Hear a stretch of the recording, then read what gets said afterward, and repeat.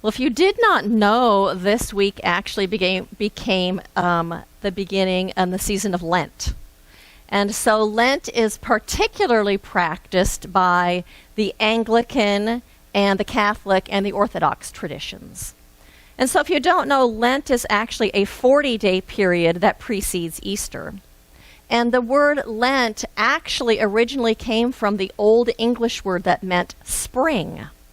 And so Lent was really traditionally about the stirrings of new growth and about change, and about the change that is required in order for that new growth to come forward and to actually happen. People who practice Lent often use that time as a time of year to correct their faults and their mistakes and their dependencies, just very much as in the days of awe in the Jewish tradition, looking at what needs to be changed so that we can be open to a greater good. And so Lent is practiced often as a time of fasting. People give up some comfort and also adopt a spiritual practice or deepen a spiritual practice. And both of those things of giving something up and letting something go and adopting a new spiritual practice are really for the purpose of leading to self-examination and to personal change. So that in turn, that person is prepared for Easter and the time of renewal and rebirth and giving birth to something greater. And so Lent is a 40-day period. And so if you don't know that number 40 in the Bible, whenever they talk about the number 40, it is referring to a time of testing and a time of trial on a spiritual journey. And so the Israelites wandered the desert for 40 years before they reached the Promised Land. And it rained for 40 days and 40 nights before the sun came out and dried up the earth. And Moses went and was on Mount Sinai for 40 days before he received the 10 Commandments. And Jesus spent 40 days in the desert where he retreated from the world and prayed and meditated, where the devil tempted him before he began his ministry. And so today, here we are in this 40 days of Lent. And so as metaphysicians, we can use the season for nonviolence, and we can use this season of Lent to fast from the things that keep us from living from our spirit. We can use this season of Lent to fast from the things that keep us from experiencing peace and from experiencing harmony. We can use Lent as a tool and a time to fast from the things that keep us from being peace and being harmony. We can use it as a tool to fast from the things that keep us from living our spirituality and from coming from our own inner Christ nature that is inherent to our beingness. And so Ernest Holmes, who is the founder of this philosophy, talks about that Christ consciousness that we each possess, that is a part of our own spiritual makeup. And he says, Jesus was the great example given to us all to fully live our divine potential, our, quote, Christ consciousness.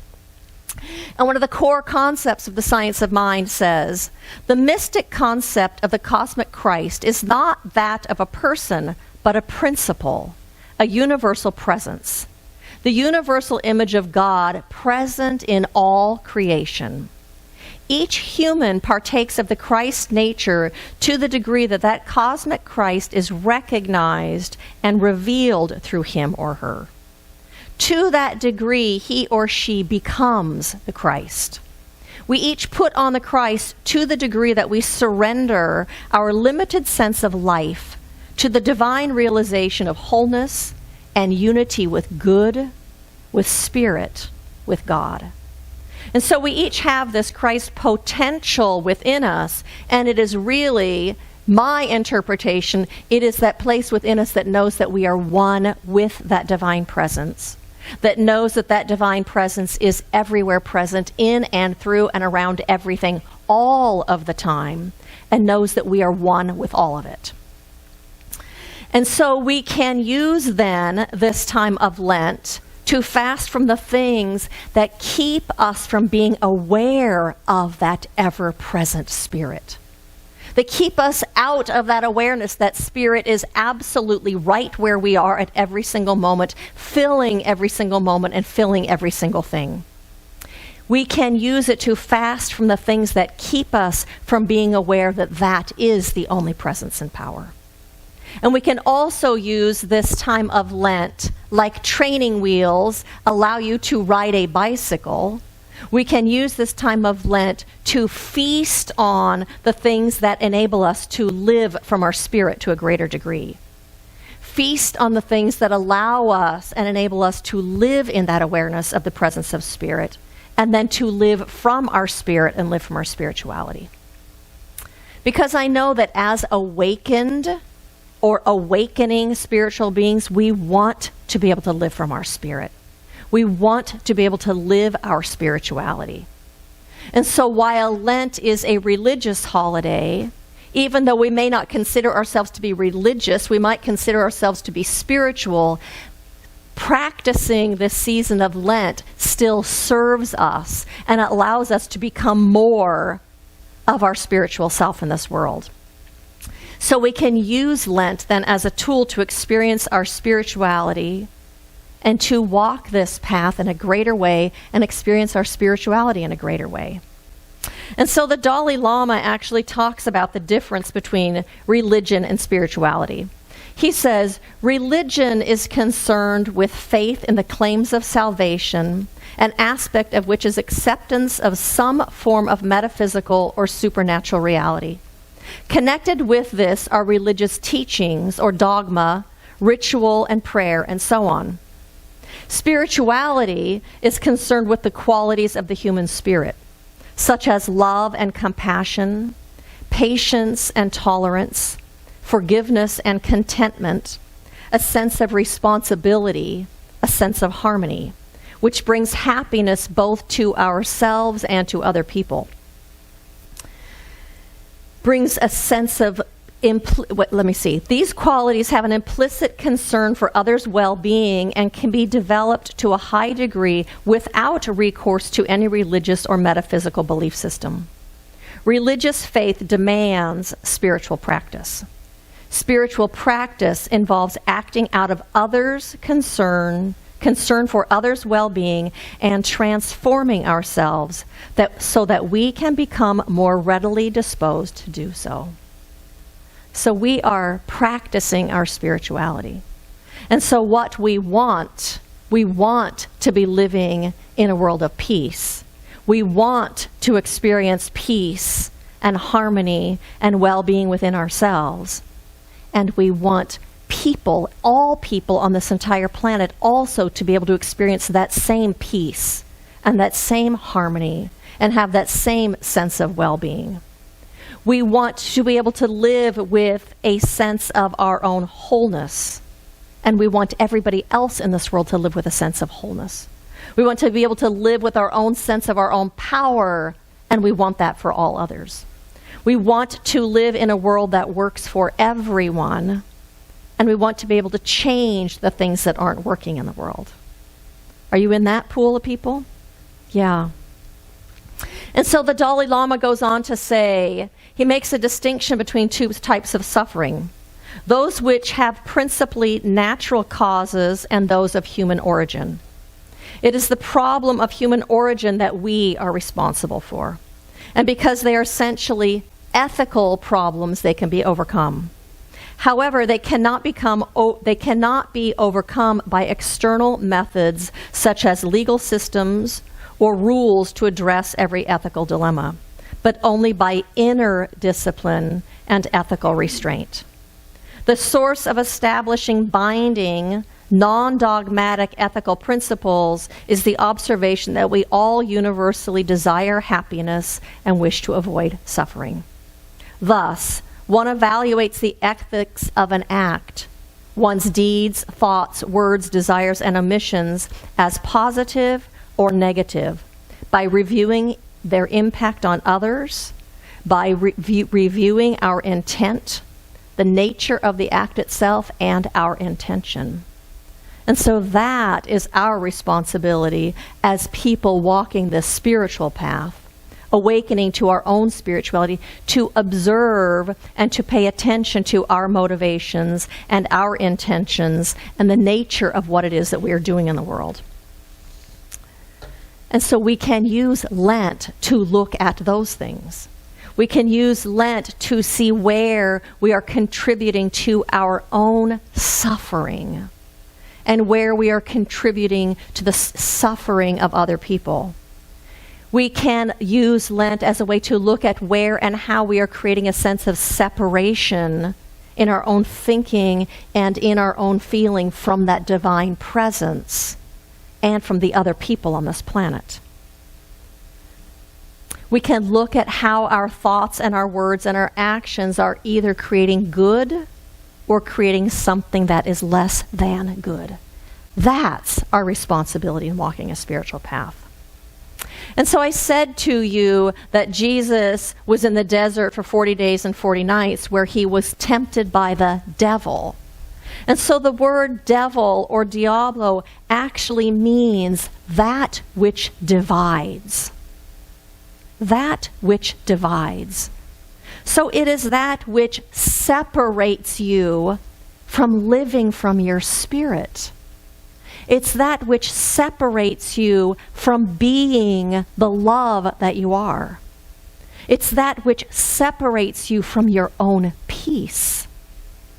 It's that which separates you in your thinking, whether it's fear or worry or judgment, from your own wholeness and from your own well-being.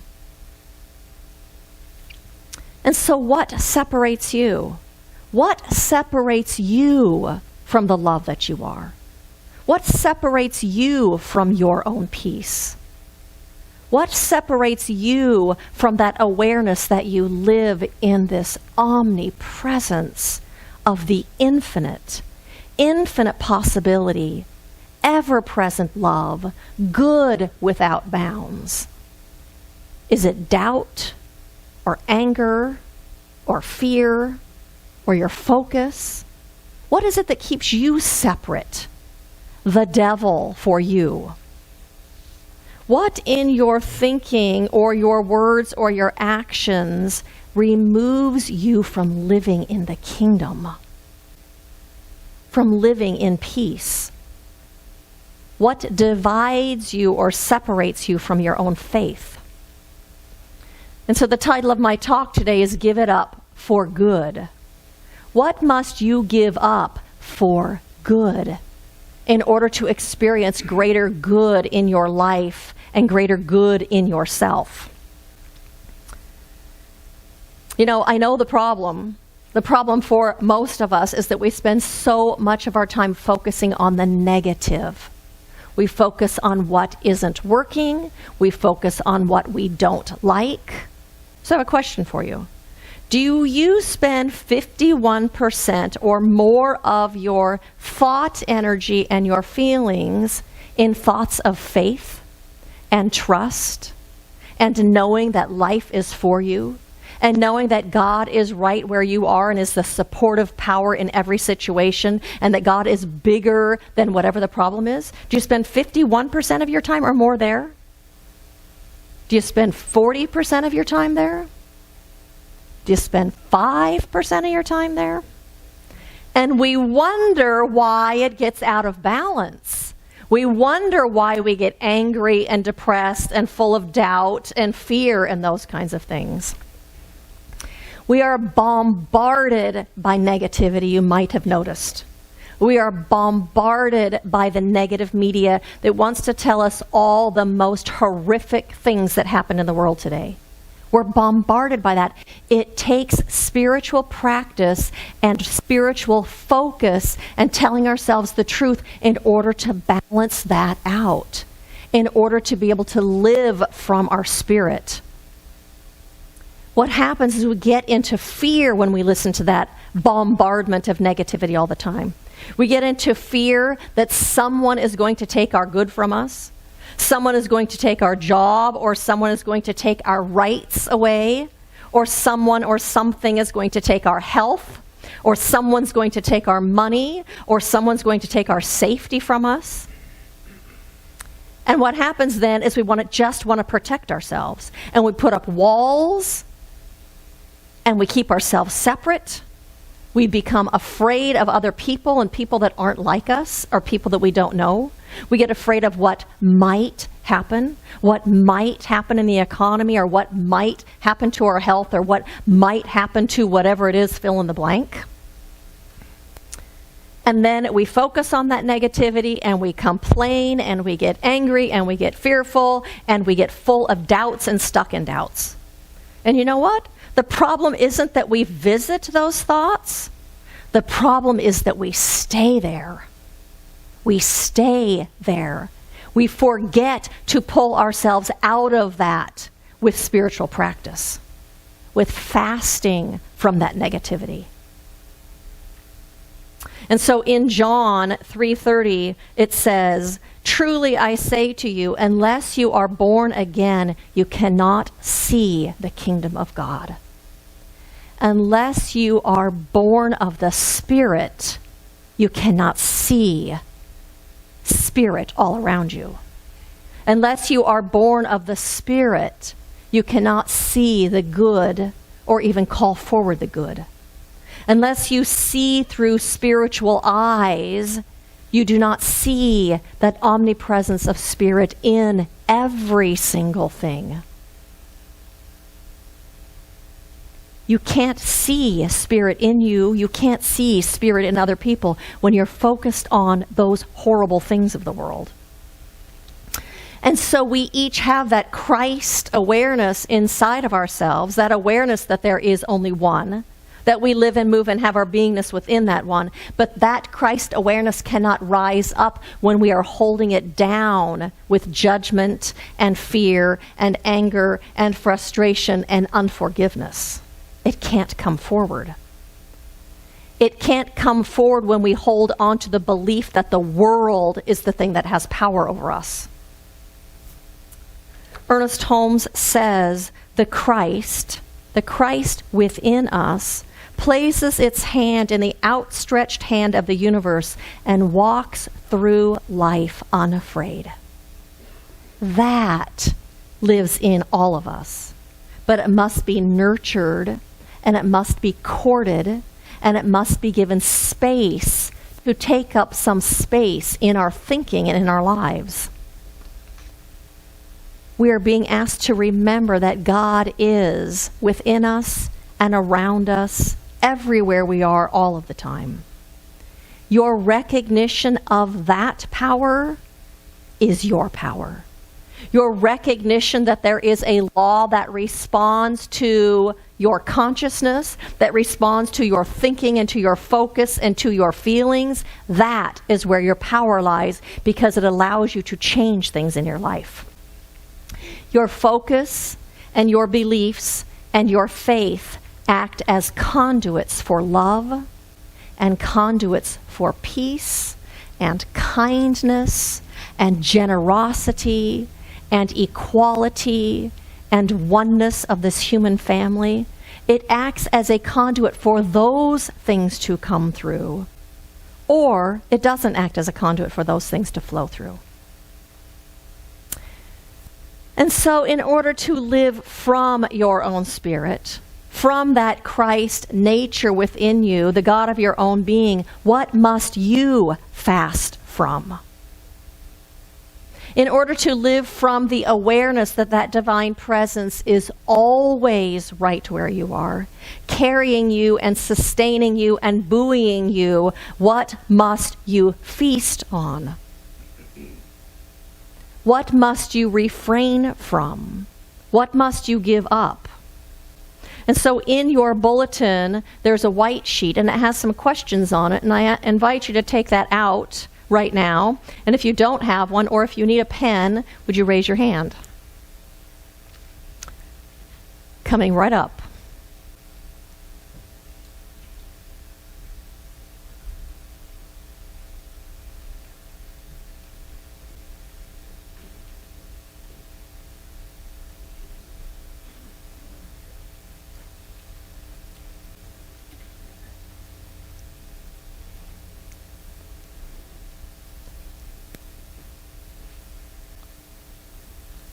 And in the second row here, Colleen needs pen and paper. Right here.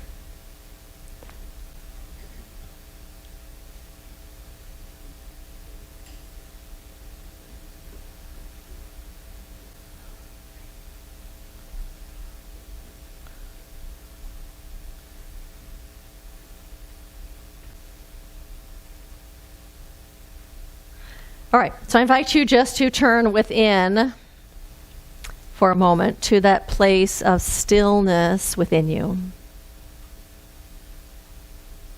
To turn within where that presence of your own soul is so palpable, your own spirit, the part of you that is an emanation of that divine presence, of the same fabric, of the same essence. That is the all-knowing wisdom of God that is innate to your own beingness. And so I ask you, in order to live from your own spirit, in order to live from the God of your own being, what must you fast from?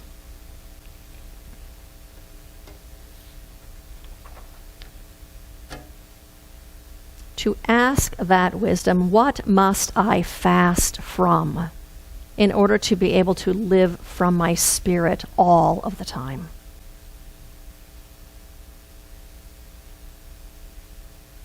What must I fast from? And when you have that answer, to go ahead and write it down.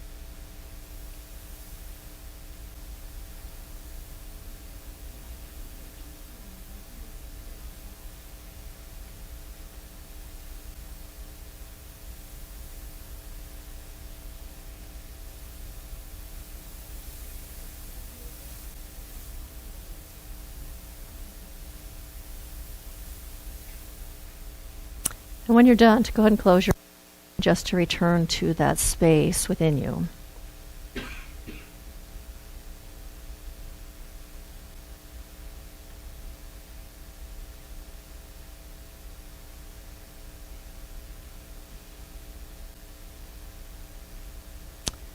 And so in order to live from the awareness of that divine presence, which is always right where you are, as the only power, to live from the awareness that it is guiding you, what must you refrain from? What must you give up? What must you let go of? In order to live from that awareness of the divine presence within you and around you, what must you refrain from or give up or let go of?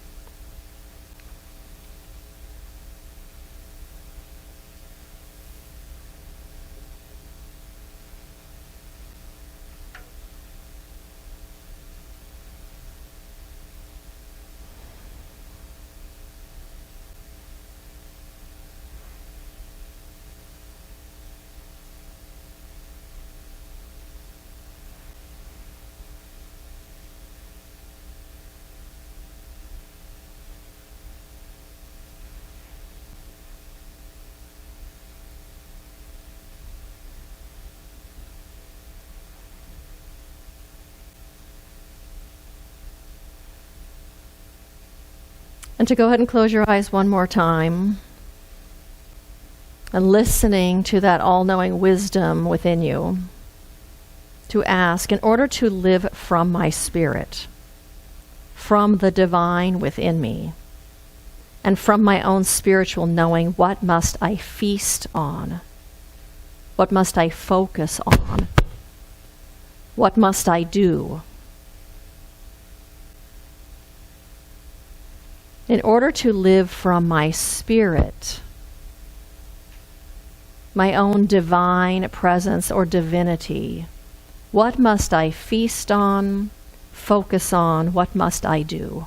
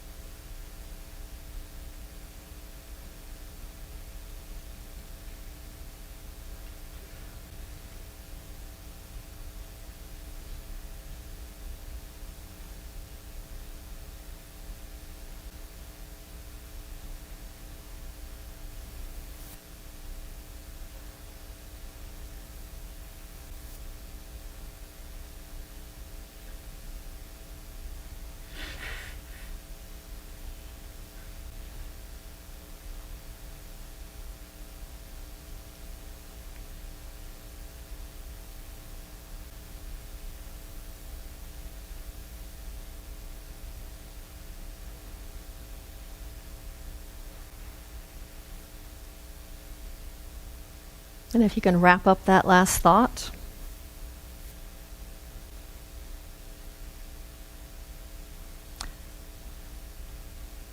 And so you were given a bracelet today when you walked in. Does anybody not have a bracelet?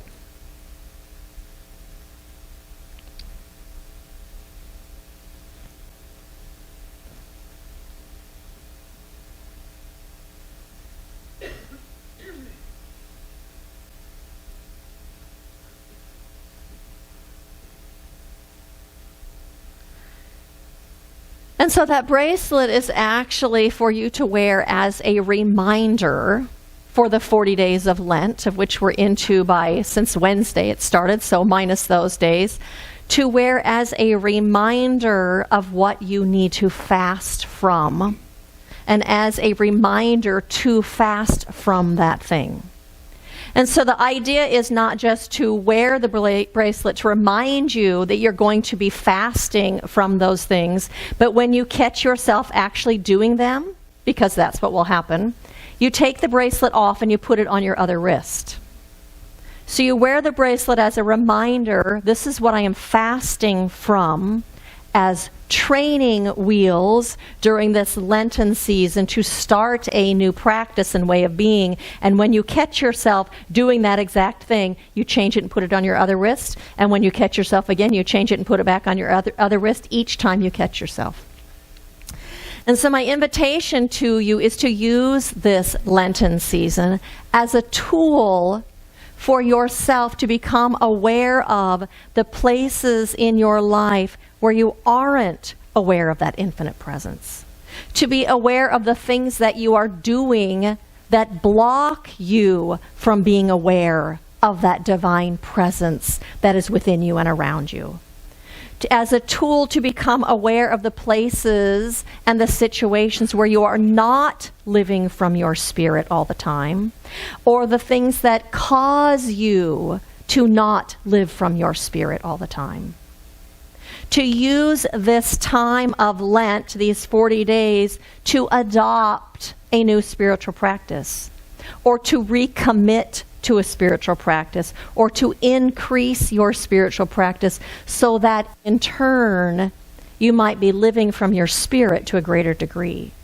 So that in turn you might be more aware that you're living your life in God and that God is always right where you are, and that life is always for you, so that you can remind yourself and remember those things as you're moving through your day. Use it as a time for spiritual practice that will support you in living from your spirit and living from the love that you are. So fast from those things that you listed on your list, and feast on the things that allow you to be aware of spirit and of the truth that life is for you, and that God is always bigger than whatever is going on in the world. Use it as a tool for those things that bring you enlightenment. Pray and meditate and use your affirmations and denials and be of service to humanity during this time of Lent. And as a result, you will be creating space within yourself for that Christ consciousness to be born at this time of spring and renewal and rebirth as we approach this season of Easter. And so blessings to every single one of you on this path of remembering who you are and of bringing that into this world in a way that blesses you and that blesses everybody that you come in contact with. Blessings to all of you.